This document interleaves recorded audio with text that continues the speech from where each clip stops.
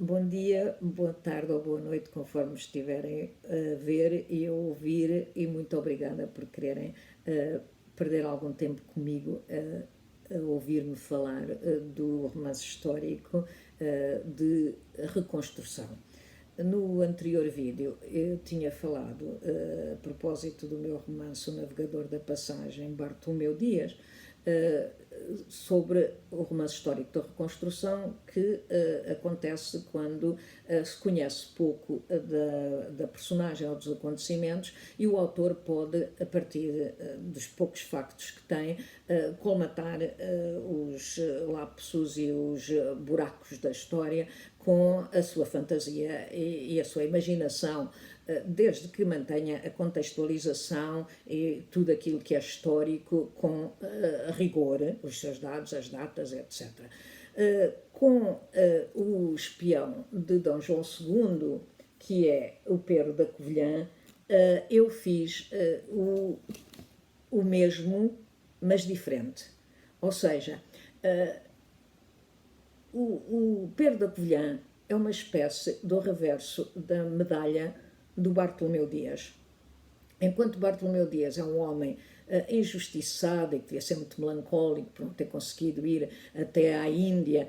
visto ter descoberto o mais difícil, o Cabo da África, a passagem entre o Oceano Atlântico e o Oceano Índico, e ter seguido até ainda uma pequena parte da costa oriental da África. Dali já era muito pouco para apanhava-se logo um barco, bastava ensofá-la, barcos para a Índia, para a costa índica, para o Malabar, e o Pero da Covilhã é um pouco o contrário, é um homem solar, um homem que vai fazer uma viagem de 6 anos por 3 continentes, absolutamente sozinho, sem ter armas de fogo, porque não existiu ainda, e graças aos disfarces, porque é um espião completíssimo, é uma espécie de James Bond, Indiana Jones, conhece todo o uso das armas do tempo, adapta-se com uma facilidade espantosa a todas as circunstâncias, consegue falar todas as línguas rapidamente do tempo, quando convive com diferentes povos, e que fala quase como natural, como vem dizer mais tarde o padre Francisco Álvares quando o encontra, e tem uma capacidade de adaptação extraordinária para resolver, devia ser inteligentíssimo para resolver os problemas, com uma memória que hoje diríamos fotográfica, porque dizem que ele se lembrava tudo 30 e tal anos antes, como se fosse no próprio dia, como se fosse no presente. Esta matéria junta com o sonho do rei, que era descobrir o reino, o império do preste João, presbítero João, aquele rei religioso que a cristandade buscava há 300 anos, que uns diziam que estaria nas Índias com os cristãos de São Tomé, outros diziam já, e com mais provas, que estaria na Etiópia, porque a Etiópia, a Abácia, era incluída também na Terceira Índia. Diziam que havia uma Terceira Índia que já apanhava parte do continente africano. Ora, isto é matéria de um romance de cavalaria. E, portanto, ao reconstruir as viagens e a vida do Pero da Covilhã, que nem se sabe bem o nome, o Garcia de Rezende, que era o escrivão da Puridade, ou seja, o secretário do rei Dom João II, secretário particular, uma espécie de secretário particular, e o Rui de Pina, dizem que ele se chamava João Pires, que é o nome do meu marido, que é de Castelo Branco. Estes dois homens, que fizeram as duas mais espantosas viagens de todos os tempos e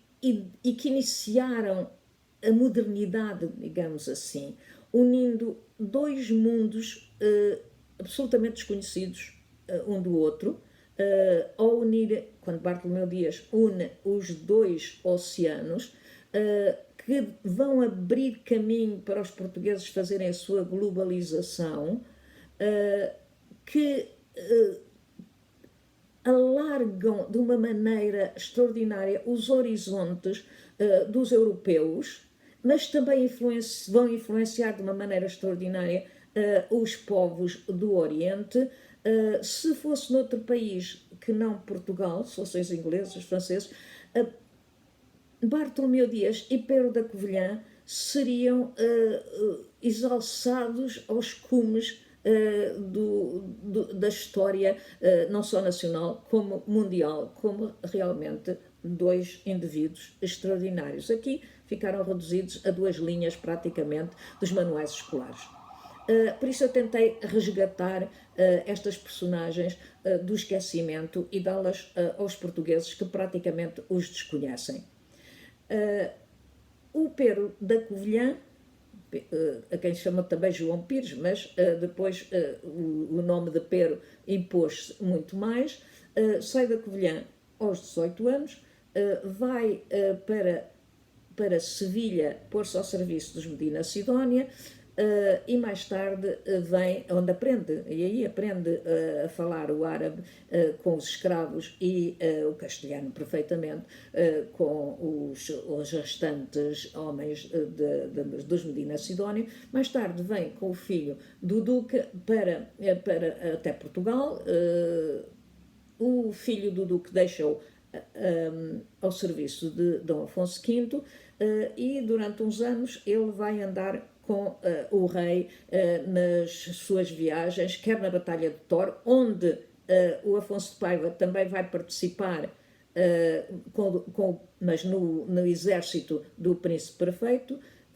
enquanto que Pero da Covilhã estará com Afonso V, a propósito dos dramas da sucessão de Dona Joana, a sobrinha de Dom Afonso V e prima de Dom João II, que era a herdeira de Castela, a quem Isabel, a futura católica, vai usurpar o trono. E então,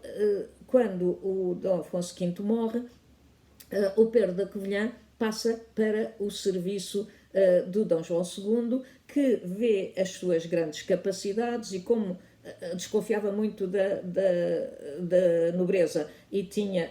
a pequena nobreza, estes escudeiros muito fiéis ao seu serviço e em quem ele confiava, ele vai dar 2 grandes missões ao Pero da Covilhã, porque este espião tinha sido enviado por ele também à caça dos conjurados que, apoiando o Dom Diogo, o Duque de Viseu, que era seu cunhado, era irmão da rainha Dona Leonor, tinham criado uma grande conspiração para matar o Dom João II, que por sua vez já tinha abafado uma outra conspiração, mandando degolar o Duque de Bragança. Os conspiradores desta segunda conjura fogem para Castela e até para a França, e Dom João II manda o Pero da Covilhã à caça, que os descobre a todos e eles todos sofrem, enfim, a pena, misteriosas mortes, a mando de Dom João II, cujo braço justiceiro era muito longo e que tinha uma perfeita rede de espiões, a melhor da Europa. Quando então o Dom João II, muito satisfeito, vai enviar o Pero da Covilhã a 2 missões muito perigosas, a Marrocos, sobretudo em Fez, para conseguir tratados com os reis da barbaria, para garantir que os nossos navios iam ser protegidos, quer dos corsários mouros, quer inclusivamente dos ataques dos castelhanos. E aí, sobretudo como Lei Bela Gegi, o senhor da Enxovia, o Pero da Covilhã consegue preparar as primeiras as condições para os futuros tratados que vão ser realizados com o Dom João II com grande sucesso. Quando ele volta da segunda missão de Fez, o rei está tão feliz e tão satisfeito e tem o entusiasmo por descobrir o tal caminho para a Índia, não só por mar, como por terra, o grande sonho dos descobrimentos, que é ele que o desenvolve e pronto, e que não acaba porque morrerá antes de conseguir concretizar. Aí temos a entrevista, digamos assim, entre o Pedro da Covilhã e o rei, que lhe apresenta a missão e o seu sonho. Não só descobrir uma derrota por terra para as especiarias, como, sobretudo, saber novas do imperador, do Prestes João, que ele tem imenso desejo de fazer aliança. Pedro da Covilhã explica-lhe que será melhor para essa empresa ir ele e Afonso de Paiva sozinhos, disfarçados de mercadores mouros, para a empresa, para que será melhor. Assim não serão descobertos, porque ambos falam mouro, ambos falam aravia. E o Dom João põe-nos em contacto com a sua junta de geógrafos e de astrónomos, que lhes estabelecem as rotas conhecidas até então, com todos os pormenores. Eles contactam outros testemunhos que já tinham, que o rei já tinha enviado à procura do Prestes João, mas como não sabiam árabe, ficavam só em Jerusalém e não se atreviam a entrar pelas terras dos mouros,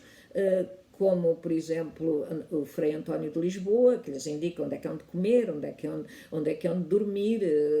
como os turistas fariam agora, não é?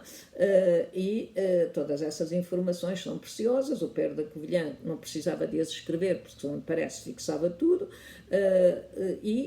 lá partem eles de Lisboa. O rei dá-lhes 400 cruzados para a viagem, que quer pagar do seu próprio dinheiro, da Quinta de Almeirim, como ele diz, porque é o projeto dos seus sonhos, e uns medalhões, uma espécie de uns medalhões metálicos grandes, com as inscrições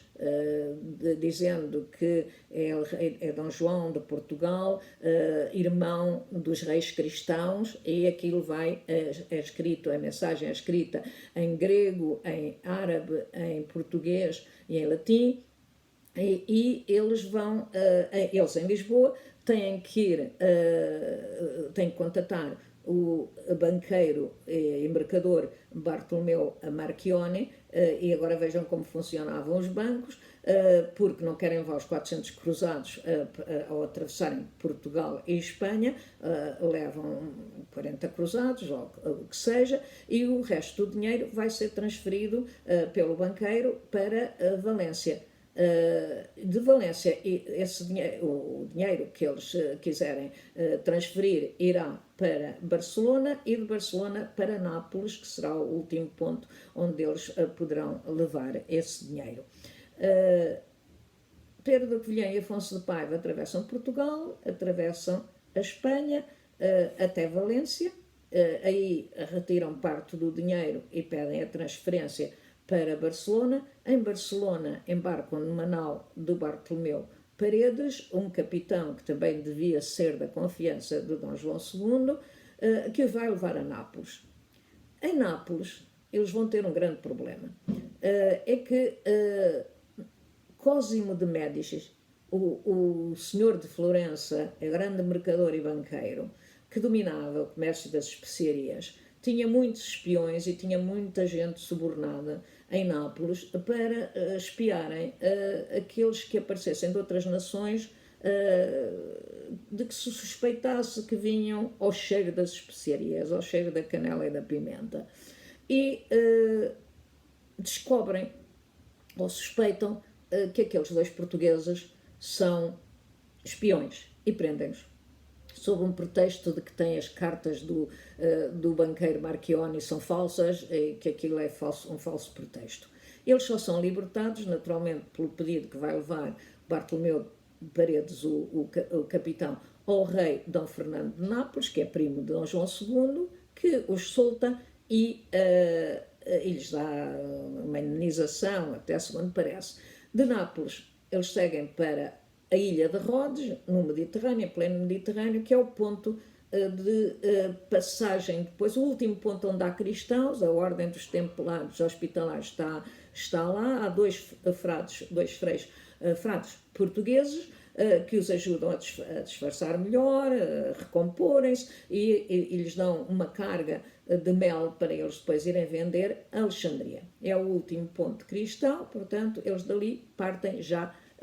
com as barbas crescidas, como mercadores mouros, para Alexandria. Em Alexandria ficam deslumbrados com a cidade, vão para o caravanserai, os tais albergarias gratuitas para os peregrinos e para os comerciantes, que eram obras de caridade dos mouros, mas apanham as febres do Nilo e ficam à morte. Havia um costume nestas terras da Morama, que era, quando morria um estrangeiro, se não tinha uma família próxima com ele, os bens eram todos para o Estado, para os oficiais, para o governador, e este governador e os seus oficiais não esperam que eles morram e vendem as mercadorias que eles levavam e todos os seus bens. Eles recuperam a saúde e de repente estão sem nada. Movem um processo ao Estado e a Alexandria e ganham e são recompensados, dão-lhes dinheiro para eles comprarem novos produtos. Daí eles seguem para o Cairo e do Cairo enfiam-se nas caravanas que vão pelo deserto a caminho de Toro, onde terão de embarcar e seguir pelo Mar Vermelho.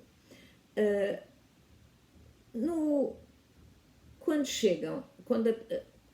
atravessam o Estreito de Bab el-Mandeb no Mar Vermelho e chegam à zona de Adém, vão-se separar. O Pero da Covilhã vai partir para a Índia e o Afonso de Paiva seguirá para a Etiópia e determinam uma certa data, dentro de uns 2-3 anos, vão se encontrar de novo no Cairo. E Pero da Covilhã vai fazer o tal percurso fabuloso para a Índia, para a costa de Malabar, até Calcute. Presume-se que ele não andará por terra a ver toda a costa do Malabar, onde aqui podem ver o percurso extraordinário que ele faz, toma conhecimento de todas as especiarias, de todo aquele comércio. Depois de Calcute vai para Goa e aí vê que deve ser um centro de comércio fabuloso, sobretudo de cavalos da Pérsia e também de mulheres, de concubinas para os haréns, de escravas para os haréns mouros. Era riquíssimo e ele deve ter pensado que seria um bom ponto de apoio para os portugueses se depois chegassem a ter essa derrota pelo mar,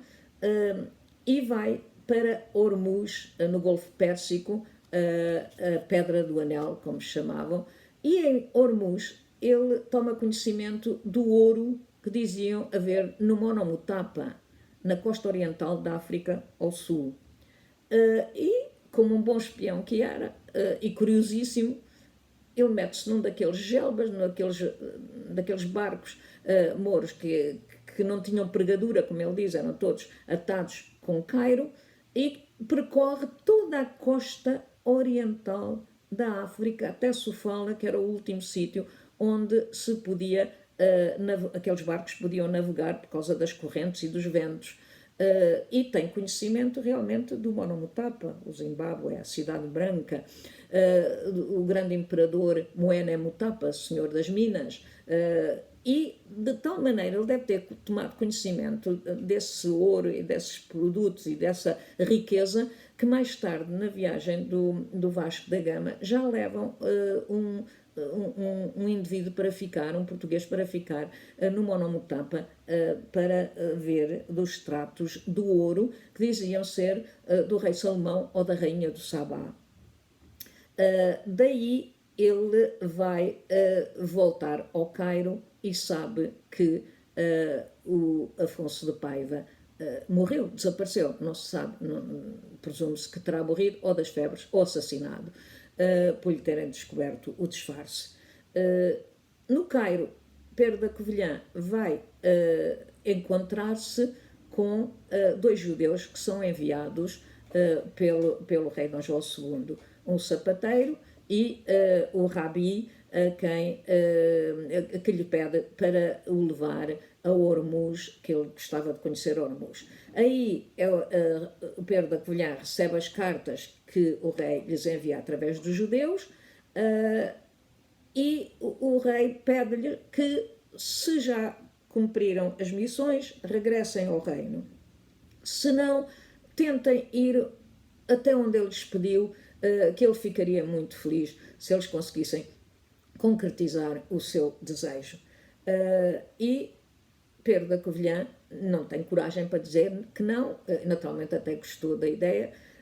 escreve-lhe uma longa carta, porque eles faziam isso ao rei com todas as miudezas, porque o rei se queria informar de todos os pormenores, eles assustavam-se quando o rei lhes fazia um interrogatório, porque perguntava as coisas mais incríveis, portanto deve ter feito uma descrição pormenorizadíssima dos sítios por onde andou, de onde é que era o gengibre, onde é que era a pimenta, onde é que era a canela, tudo isso, de onde é que vinha, mas essa carta desapareceu. Ou desapareceu em algum incêndio, em algum terremoto, ou ainda estará escondida em algum arquivo, perdida em algum sítio. Mas o italiano Ramuzio, que traduziu, da altura quase contemporâneo, traduziu muitos textos dos portugueses dos descobrimentos, traduz um pedaço de uma carta que eu usei inclusivamente no meu romance e que, pronto, reconstruí também. Ele, a partir daí, leva então o rabi até Ormuz, e aquele espírito que ele devia ter de provocação e de curiosidade também, e de um certo gozo, que é ele resolver como peregrino espiar Meca e Medina. E esteve lá e foi em peregrinação, e não o apanharam nem o descobriram, é porque ele fez um disfarce de certeza fabuloso. E daí então ele ainda vai ao Monte Sinai e ao convento de Santa Catarina, onde iam muitos religiosos abexins, e ele deve ter recebido algumas informações mais precisas sobre o reino do Preste João, e vai então para a Etiópia, através do Zeilo de Suaquim, e atravessa a Etiópia e acaba por encontrar o Preste João, o Iskender, o Alexandre, Preste João Alexandre, que lhe diz que o mandará de volta a Portugal, numa embaixada que ele quer enviar ao rei de Portugal, mas Iskender morre, o Preste Alexandre morre, sucede-lhe o irmão Naod, que não deixa Pedro da Covilhã sair, porque os estrangeiros não tinham licença, uma vez que entravam na Etiópia, não tinham licença para sair, para não revelarem os segredos daquele país muito encoberto, muito escondido. Por isso é que há mais de 300 anos que não se sabia onde é que estava esse reino do Preste João. E depois o último preste, que já vai ser conhecido pelos portugueses, o Lieutenant Angel, o preste Davi, também o não deixa sair. Mas Pedro da Covilhã deve ter tido uma grande influência sobre a rainha Helena, a Etagé Heleni, a rainha velha, antepassada destes preste, e que decide enviar uma embaixada. Ela é uma espécie de mentora do preste, que é jovem, e mandar uma embaixada ao rei de Portugal.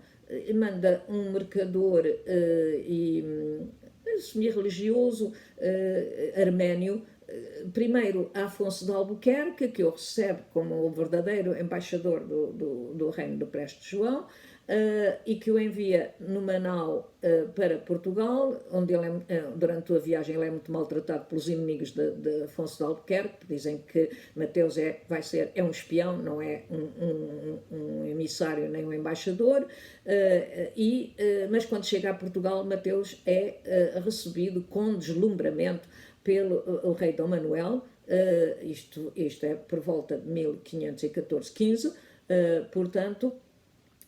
o rei